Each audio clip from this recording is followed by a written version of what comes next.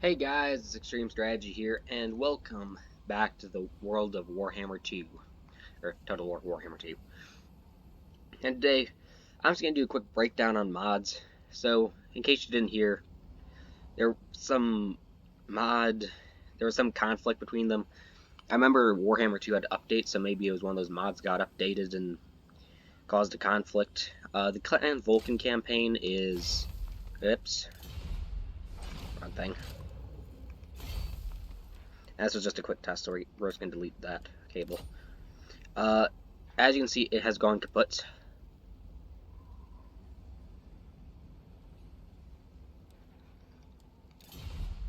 And is no more. However, I have finally gotten 60 mods to run, like each other, and not cause my game to crash the second I try and build a building. Because that's what started happening, was every time I would try and build a building, or go into the panel, the game would crash. So from a battle standpoint, you can see that I have this for the base High Elves. Oh wait, we should go to base Beastmen. So this is the base Beastmen roster. I'm going to go farther into each of these later. Then you have the Warhorde of the Shadowgate. This one is very specific and very different. And, you know, because you have like the Pratons and the Garthors and the Gribbleback. And those don't appear in like the Harbinger of Disaster or in the Slaughterhorn tribe. All Bretonia is going to run with the same ones. I can see not many differences. There's minor differences. Very minor ones. Dark Elves. This is the new roster.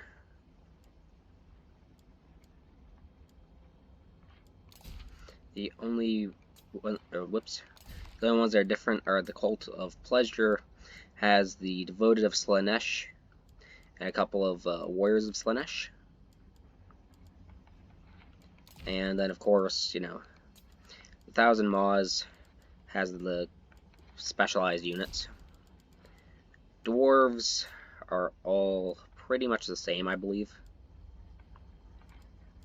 There isn't any differences. The Empire, it's kind of the new Empire. Unfortunately, the Golden Order does not have anything special and different from the Empire. Kislev. This is their basic roster.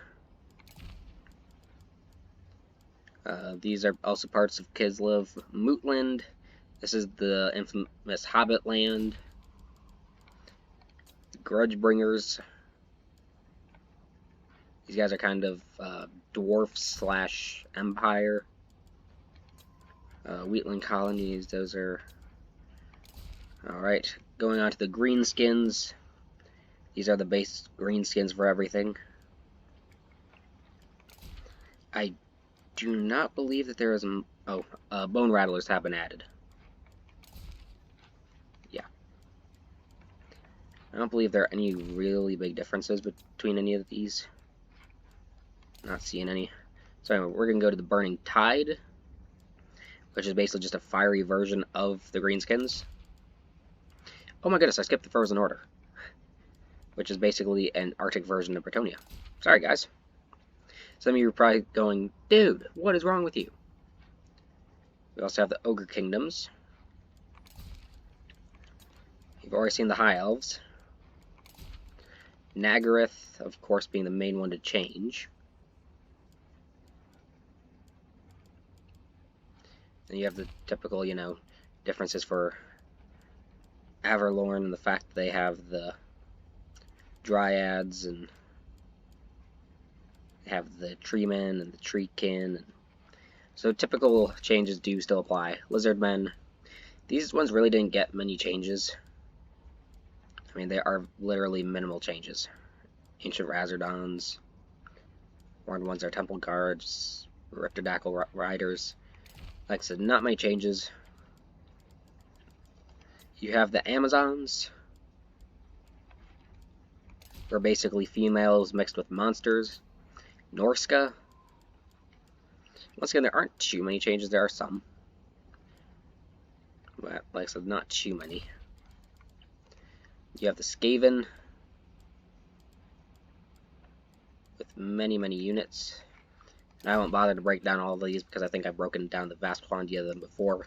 Basically, Eshin is assassins, Moldra is monsters, Pestilence is plagues, Rictus is more infantry, Mordkin is undead, Vulcan is fire, Skyer is machines, and Ferric are dwarf haters. Coming to the Tomb Kings, this one really hasn't changed much since before the whole problem with the mods either. I can't run through, or actually I can run through the Sentinels because they are different. Because you have the Dread Legion. But like if I were just to click on something random like Rakdos Dynasty, this is what it shows, but obviously that is false. They do have much more units than that. Vampire counts, once again, another one that really hasn't changed much from base game when compared to what it is now. Warriors of Chaos, same exact thing. The Cable, they have been added in, but they don't have... They have the Warriors of Chaos units in-game, but not here.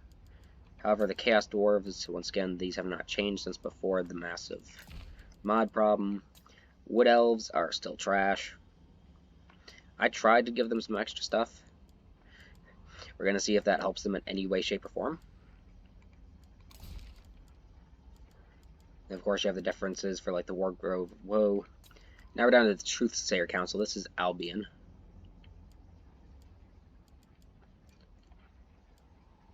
Which is kind of a barbaric version of Bretonia. That'd be a good way to put it. The Caliphate of Arabia. These are basically African versions of the Empire. Aswad Scythians.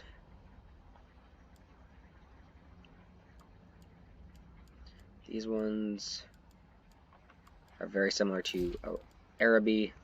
The Flaming Scimitar is basically the pirate version of Araby. You have the Rotblood tribe, which is a Skaven Chaos mix. Quite interesting. Servants of Fimuld. These are the ones who gave me such problems at the end of the Clan Vulcan campaign. The Harbingers of Doom. This is basically another demonic army. With also some Albion units and some troll units, and they're very different. An Ungma tribe. This is primarily trolls. Did I skip anything? I don't think so. So as for just changes to units in general, there haven't been much in terms of anesthetics. The only real changes, let's clear this army, are going to be to the zombies and to Skaven. They're zombies. Graveguard, and maybe it's the Hex Wraiths too, or Cairn Wraiths, I don't remember.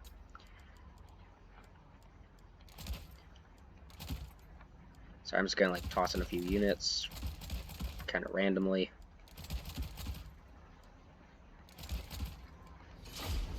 Not actually gonna fight this battle, it's just gonna be a quick demonstration of the changes in anesthetics, which primarily revolves around the eyes. Nothing else. Also, you can see that I do have a cinematic camera now. This is not a mod, this is what's actually me going into the coding and changing it.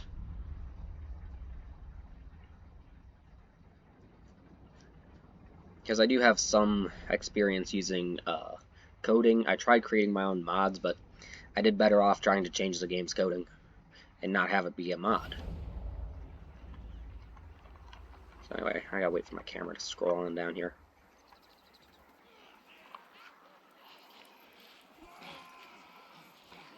Oops.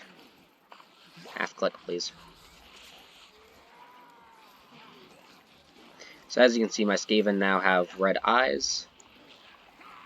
These Skaven have masks, so they have those face protectors, so their eyes are not red.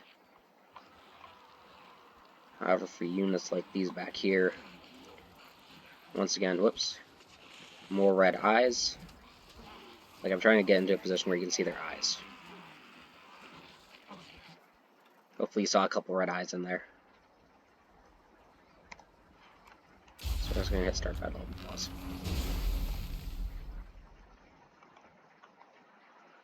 And as you can see, these Graveguard have red eyes. Whoops. No clip mode. The Wraiths have red eyes, and hey, this was perfectly placed. Zombies were supposed to have red eyes, but apparently not. They kind of have red eyes.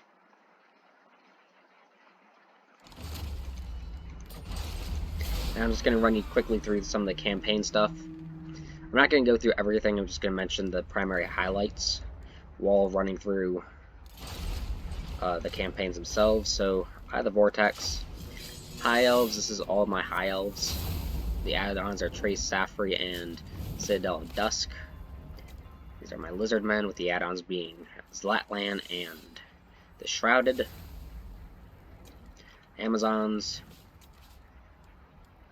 My Dark Elves, with the add-on being Tulis Dreadbringer, the Scourge of Cain. My Skaven, with the add-on being Feskit for Clan Mordkin. My Tomb Kings, with the add-ons being Numis, Sentinels, Army of the Golden Scarab, and the Rakadath Dynasty. The One Empire Grudgebringers faction. 3 for Araby, Thork Ironbrow. You have the Dragon Queen for the Burning Tide. You have Egil Stibjorn, Albion, the Knights of Origo. Basically spawn right above I will never relent. her. I never fail. And you have the Chill Dragon, he spawns near Albion. Gorus Warwolf, or Warhoof, sorry. Bollock Slugtongue, Urgim von Horseman, and Echoed Hellbrass. And for Mortal Empires, same for High Elves, Lizardmen, Amazons, Dark Elves, Skaven. We have Warlord Fisk and the Wheel Rat for Clan Vulcan. Same. You have the 3 for the Empire, Glibfoot Volspanker, the 2 for Kislev. The normal dwarves with the add-on being Grim Burloxen. We have the Chaos Dwarves. All of the typical greenskins with the add-on being Gorfang Rotgut. Vampire counts, we have Walash Harkin. Typical Albion. Then you have Ungma and however the heck you say this guy's name. Bretonians, 4 typical plus 2. The Wood Elves actually get the Prophetess of Neeth for Wydrioth. And the Masque of Loek, led by Whiteshwethel the Wild. Totally said that right. You have Belikar the Dark Master. Kazdra, you have the normal Beastmen plus the 2 normal Chaos and the Rib Spreader. Now, changes for these factions. Basically, the High Elves play the exact same with just different units. Same thing goes for the Lizardmen. Amazons, I have no practice with. However, I do believe that, yes, they hate Norska and primarily male factions. Dark Elves play primarily the same. I don't think there's any changes. The Skaven, I believe, now have slaves. And of course, you have the specialized stuff like Feskit has the ability to collect bones. Tomb Kings play the exact same way. The Empire now is more a little bit focused on taking over certain plots of land to get certain units. Kislev is more infantry focused than in Warhammer 3. Araby or I can discuss them and how they work. The dwarves are pretty much the same. Chaos dwarves have slaves and a high focus on infantry like the dwarves do. However, they do have some cavalry and some really good machines. Greenskins basically play the exact same way. Really aren't anything too different, except for the Dragon Queen, who is after Rage Fire. Vampire Coast plays the same. Norska, now this is where it starts getting massively different. Norska is now a horde faction. They can build walls in all their settlements, and they are no longer bound by the rules of you can only go for one dark god. You can go for all of them now. Albion is kind of really focused on anti-chaos and their tribes and rebuilding the Waystones. Chief Ungma has the food, chaos, corruption, and trolls. These guys also have slaves and chaos, corruption, which should be interesting. Bretonia, I think they play the exact same, Blessings of the lady except for this be guy who upon wants you. eternal ice. These two are missile focused. Wild as Because, like, flame. Sisters of Twilight are missile focused. However, a couple of them have tree spirits or forest spirits focused. However, these two are still missile focused. Balakor has slaves and chaos corruption.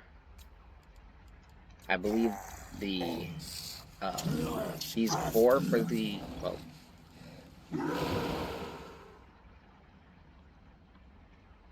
technically these five